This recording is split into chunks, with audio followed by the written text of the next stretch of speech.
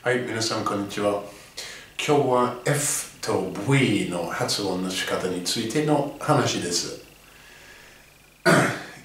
まずは F のことを fun の F って発音すると、皆さん多分知ってると思うんですけど、日本語だったらふみたいな発音になるんですね。富士山のふとか。で、英語だったらそれと違って、ふじゃなくて、ふなんです。そうなんです。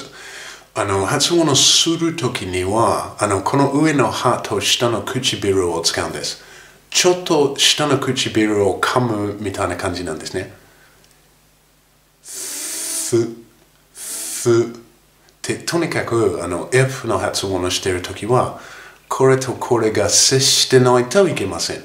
ふで、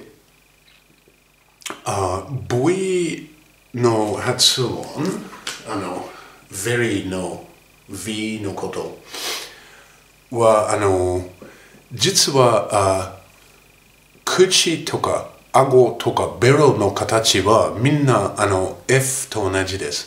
要するに F と V で、この V みたいなやつは日本語に入ってないので、日本語で言うと V になるんですね。でもV じゃなくて V なんです。本当は。で、F と V の違いは、この喉仏の動き方によるんですよ。説明するのよりもただ見せた方がいいと思うんです。手をここに置いてください。で、さの S だけを長く発音してみてください。要するに、すという。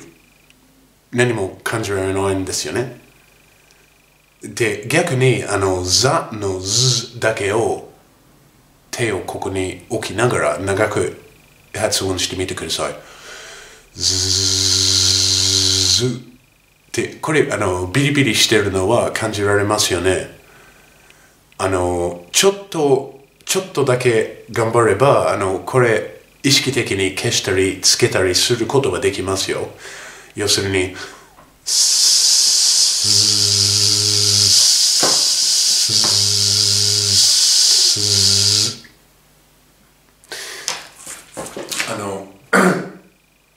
で、ここに来る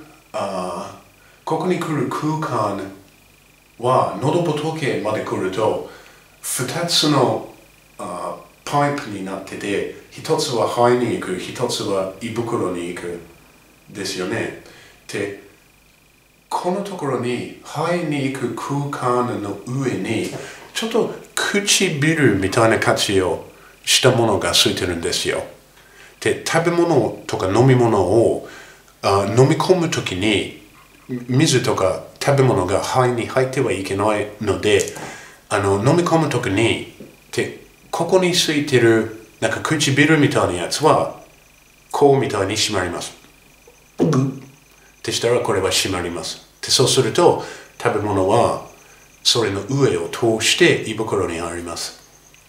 でもこれを話をするときにも使うんですよ。で、さのすを発音するときに、で、こっちにある唇っぽいやつは開いてて空気はただ出るんです。でもザのズを発音すると、この唇は結構 99% から締まるんです。で、肺の中の空圧が上がってて、で空気がこっちから落ちてくるんですよ。押されたらこの唇はちょっと開くようにして空気が出る。で、出たら気圧が下がってまだ閉まる。で、同じように気圧が上がって開いたり閉めたりとかするようになるんです。で、それでビリビリビリビリビリビリみたいな動きになってて、で、それでザのズーみたいな音になるんですよ。で、英語の勉強してる人なら大切なのはで F コフィーの F の時と very の V の時 F と V は同じ口やベロの形で違いは口だけに入るんですよ。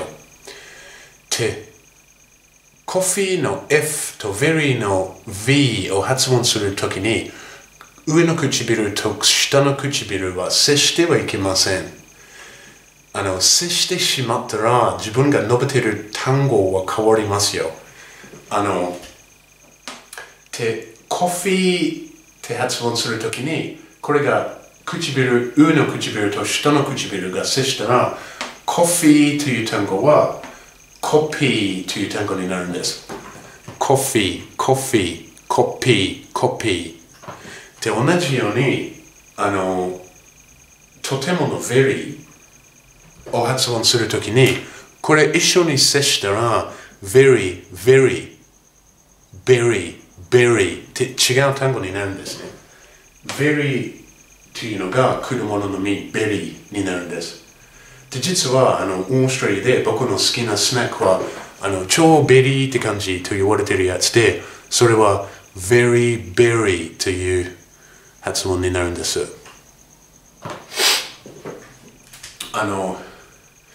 実はですねひらがなを書くときにでこの点々がついてるやつはこれ動いてるという意味なんですよ。そう。で、パのプならこれが動いてないんですけれども、バのブならこれが動いてる。で、同じように、サ動いてないザ動いてる。で、タ動いてないダ動いてる。で、ひらがなを作った1000年前の日本人はその話を知ってましたね。賢かったね。で、それは F と V の発音についての話でした。これからいろいろな発音についてのビデオを僕のチャンネルにアップしますので、よかったらうちのチャンネルに登録して次のビデオも見てくださいね。質問のある人はコメントのところに質問書いてください。で、今日はここまでです。はい。バイバイ。